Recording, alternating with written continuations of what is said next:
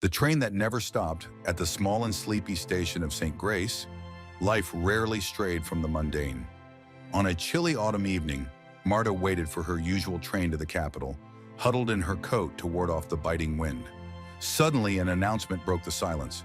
Train number 777 is arriving at Platform 3. Attention, this service is not listed on the schedule. Marta glanced at her watch. It was 11:45 p.m., and she was certain no other trains were due this late. Yet moments later, a sleek black train, glistening as though made of polished obsidian, emerged silently from the shadows, gliding smoothly along the tracks. The train didn't make a sound as it came to a halt. When its doors slid open, no one stepped out. The interior lights flickered, casting an eerie golden glow across the empty platform. Etched above the nearest door, in ornate lettering, were the words, "Welcome aboard, no ticket required." Marta's heart raced. Her instincts screamed at her to stay put, but curiosity tugged harder. She looked around, finding the platform deserted except for her. After a deep breath, she stepped inside. The doors closed behind her with a hiss. Inside, the train was a paradox. The seats were upholstered in rich velvet, and golden chandeliers hung from the ceiling, swaying gently with the motion. However, there was a strange stillness, a coldness in the air that made her shiver. The train began to move, though Marta hadn't felt a jolt or heard the usual hum of an engine. Peering out the window, she noticed the landscape outside was not the familiar stretch of countryside, but a swirling gray mist. Her reflection in the glass looked distorted, her face stretched unnaturally long. She turned away quickly, unsettled. Marta decided to explore the train. She moved through the carriages, each one seemingly more luxurious than the last. One had gilded mirrors and plush sofas. Another was lined with rows of ancient books that exuded a faint, musty aroma. Despite the opulence, there was no sign of passengers or staff. She began to wonder if she was alone, but as she reached the fifth carriage, she froze. There, seated in the far corner, was a man in a dark suit, staring straight ahead. "Hello?" Marta called out, her voice echoing unnaturally. The man didn't respond or even blink. As she moved closer, she realized his skin was pale as marble, his eyes glassy and unfocused. A chill ran down her spine when she noticed something strange. His chest didn't rise or fall. He wasn't breathing.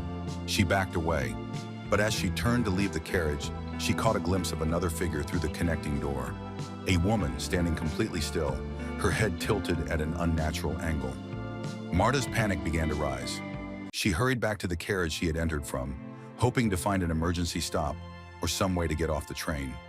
But the windows showed nothing but swirling mist, and the doors were sealed tight. The train picked up speed, the chandeliers swinging wildly. Marta stumbled into a seat, gripping the armrest as a low mechanical voice echoed through the carriage. "Next stop, final departure." The words sent a chill down her spine. Final departure? What did that mean? Marta's mind raced. She considered the passengers she'd seen, silent, unmoving figures, and realized they might not be passengers at all. Her hands trembled as she looked down at the seat beside her. It was then that she noticed an envelope, neatly placed with her name written on it in elegant calligraphy. She hesitated before opening it. Inside was a single card. "To escape, you must confront what you fear most. Time is fleeting." Marta stared at the card, her heart pounding. She looked around the empty carriage, wondering who had left it. The train's lights dimmed suddenly, casting everything in a haunting glow. Shadows began to crawl along the walls, twisting into shapes that resembled faces. Anguished, screaming faces. The low voice returned, louder this time. "Face the truth or remain forever."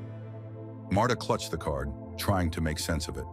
The train slowed abruptly, and the mist outside the windows began to clear, revealing a small, desolate station. The platform sign read, "Reflection Point." Marta stepped off the train, feeling an invisible force urging her forward. The platform was empty, except for a tall, cracked mirror standing in the center. Its surface shimmered like water, and as Marta approached, she saw her reflection, but it wasn't her. The figure in the mirror wore her face, but had hollow, sunken eyes and a sinister smile. "You've been running from me," the reflection said, its voice cold and echoing. But now it's time to face the truth. Marta tried to back away, but her feet wouldn't move. The reflection stepped forward, emerging from the mirror as if it were a doorway. "You know why you're here," it hissed. Memories flooded Marta's mind, choices she had buried, guilt she had ignored. She remembered the car accident years ago, the one she had caused but had blamed on someone else.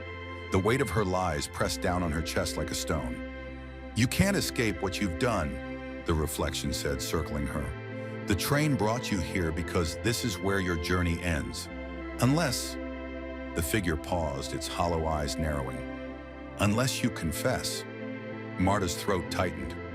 The train whistled in the distance, as if warning her that time was running out. Trembling, Marta dropped to her knees. She spoke the truth aloud, every detail of the accident, every lie she had told. The air around her grew heavy, and the reflection began to dissolve, its smile fading into a look of quiet satisfaction. When Marta looked up, the mirror had shattered, and the platform began to fade. Marta found herself back on the train, but this time it was different. The carriages were bright and full of life. Passengers smiled and greeted her warmly. A conductor approached, tipping his hat. "Welcome back," he said. "Your stop is just ahead." Marta felt a strange sense of peace as she gazed out the window. The mist was gone, replaced by rolling green hills and a clear blue sky. When the train stopped, Marta stepped off onto a sunny platform bustling with life. She didn't know where she was, but it felt like a fresh start. The train disappeared behind her, leaving no tracks or trace of its existence. As she walked away, she felt lighter, free from the weight of her past. For the first time in years, Marta smiled, knowing she had faced the truth and survived.